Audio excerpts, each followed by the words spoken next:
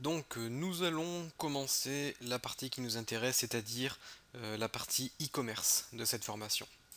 Pour cela, donc, nous avons installé WooCommerce, qui est une très grosse extension, et qui ajoute à votre menu un onglet WooCommerce, dans lequel vous allez pouvoir gérer donc tous les paramètres de WooCommerce, mais également un onglet produits dans lequel vous allez pouvoir gérer les produits que vous souhaitez vendre sur votre site.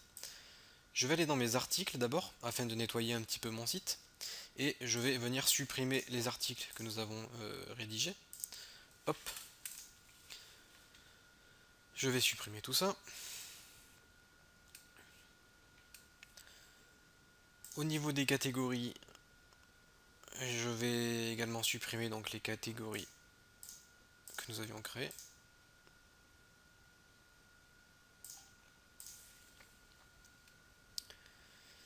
Donc là, on n'est pas trop mal pour commencer. Donc, chose très importante, nous allons changer de thème. On va se rendre sur Internet, sur Google, et on va chercher thème ou commerce. Il s'appelle My Style. Voilà. Et là, on va télécharger le thème My Style, qui est un thème spécifique à WooCommerce. En fait, lorsque vous utilisez WooCommerce, il faut absolument utiliser des thèmes qui ont été conçus pour WooCommerce. Il y en a beaucoup, par contre, ce coup-ci, les thèmes sont souvent payants. C'est d'ailleurs comme ça que vit la société qui a créé le plugin WooCommerce. Donc là, ce thème est gratuit. Il est même facilement personnalisable et il est vraiment très bien fait. Après, si vous êtes une agence web et que vous vendez des sites, je vous conseille d'acheter un pack qui est à peu près à 300 ou 400 dollars, dans lequel vous allez avoir une cinquantaine de thèmes différents, donc c'est vraiment pas cher du tout. Sinon, si vous êtes un particulier, pour une centaine de dollars, donc 75 euros, vous allez pouvoir acheter un thème premium. Moi, je vous conseille ce thème, pardon, qui est gratuit. Je vais d'ailleurs le télécharger, enfin je l'ai déjà téléchargé, mais bon, on va le refaire.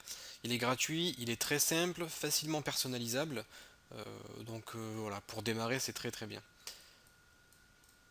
Alors par contre, je vais voir si je ne l'ai pas déjà sur mon PC. Alors j'ai effectivement le thème sur mon PC.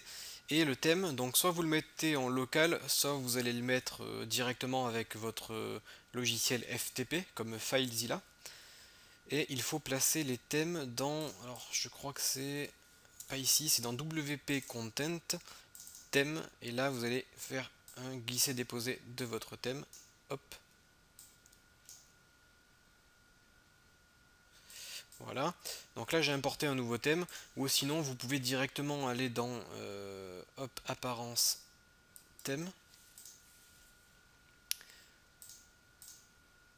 et vous avez la possibilité d'ajouter un nouveau thème et d'aller chercher un fichier zip. Alors je ne sais plus où ça se passe. Je ne sais plus.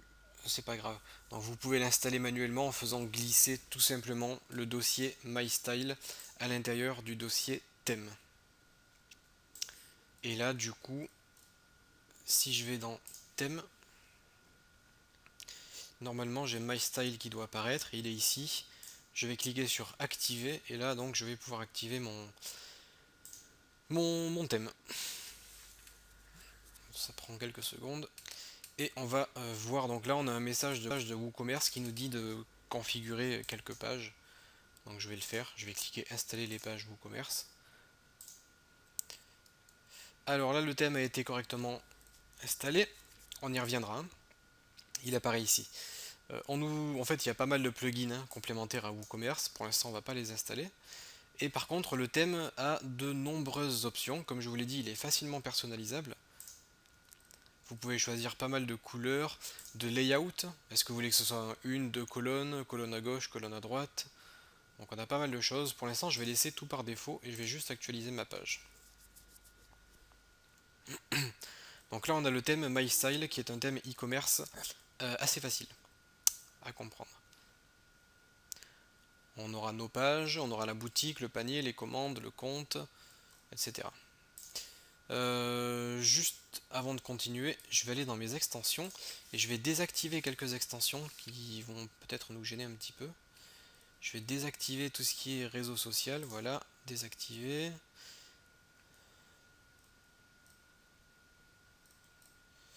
Voilà. Bon, ça c'est ok. Donc WooCommerce, là on a quelques infos.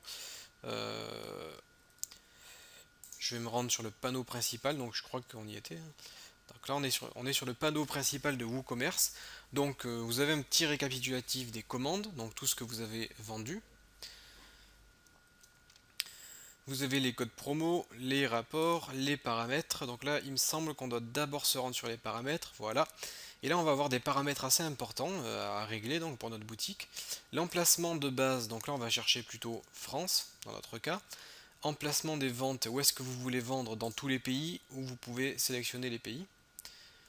Alors, qu'est-ce qu'on a? La monnaie, donc là, on est en euros. On va sélectionner les euros. Comment est-ce que vous voulez positionner la monnaie? Donc nous c'est à droite avec un espace si possible. Séparateur des milliers des virgules, séparateur décimal des points, nombre de décimales 2, ça c'est bon. Ok, donc là j'enregistre. Là on était sur les configurations générales. Au niveau des produits, qu'est-ce qu'on a? Donc là vous pouvez définir où est-ce que les produits vont se trouver, comment on va les afficher. Vous pouvez choisir les unités de poids et de dimension, par exemple pour vos colis. Vous pouvez spécifier des tailles d'images, je vous conseille de laisser par défaut car elles ont été pensées pour le thème que nous avons installé. Vous pouvez spécifier des taxes, donc par défaut je crois qu'il n'y a pas de taxes. Voilà, on a les tarifs hors taxes, ou on peut avoir des tarifs TTC, tac. On peut choisir donc d'activer les taxes et le calcul des taxes. On peut afficher les tarifs en TTC ou en hors taxe.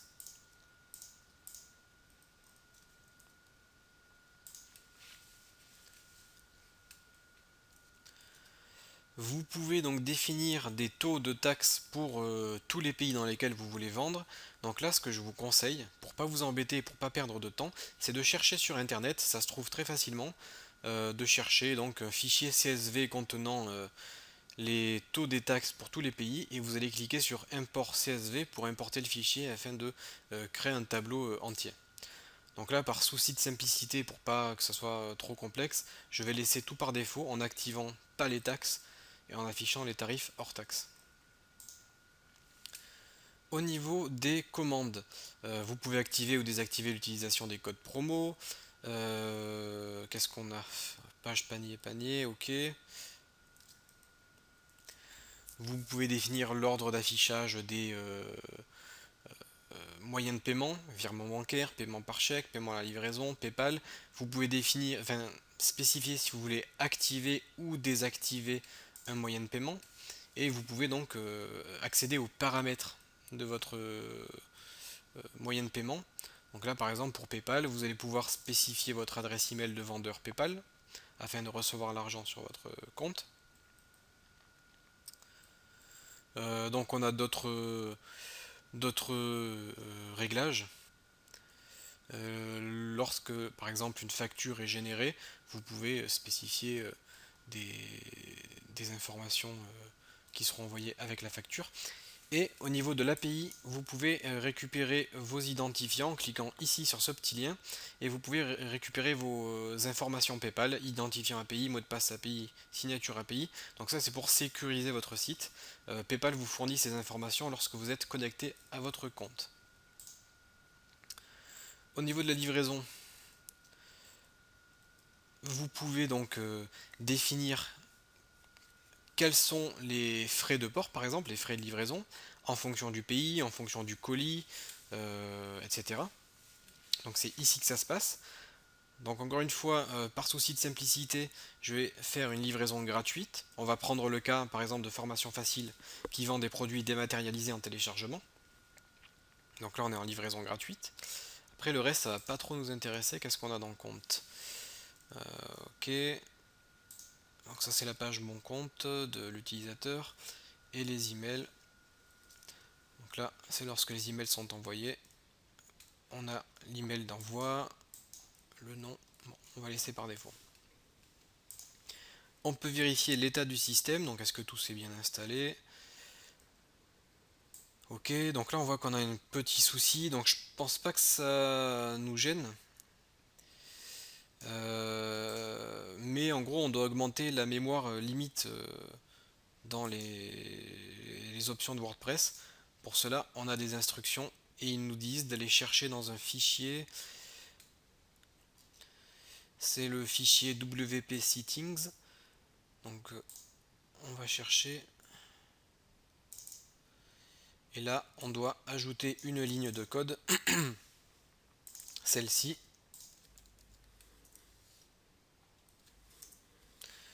On doit ajouter donc cette ligne de code qui va dire à WordPress d'allouer un petit peu plus de mémoire. Donc passer à 64 mégas au lieu de 32. Donc là tout a l'air de fonctionner. Ok, donc là on est bon. On a notre boutique que je vais actualiser. D'ailleurs je vais un petit peu nettoyer. Là j'ai laissé un peu de texte. Donc notre boutique fonctionne. Hop, on a la boutique, le panier, la commande, mon compte. Dans mon compte, on pourra voir nos adresses de livraison. Voilà, adresse de facturation. Je vais vous montrer, on peut définir une adresse de livraison. Pays France, nom, prénom, nom d'entreprise, code postal, ville. On peut sauvegarder l'adresse et là, mes produits seront livrés à cette adresse de livraison.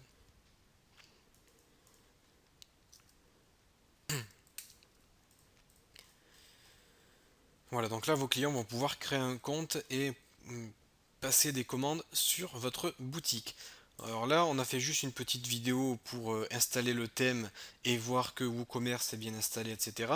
On a vu comment paramétrer les devises, l'affichage des prix, euros, deux chiffres après la virgule, etc. Dans quel pays on se trouve, dans quel pays on vend. Vous avez les taxes, les livraisons, donc ça va vous intéresser. Vous allez pouvoir spécifier votre TVA et le prix de vos livraisons. Et une fois que tout est configuré, on peut passer à la prochaine vidéo dans laquelle je vais vous montrer comment on va pouvoir créer des produits avec WooCommerce. Et je vous montrerai les bonnes pratiques pour que vos produits soient bien référencés par les moteurs de recherche comme par exemple Google.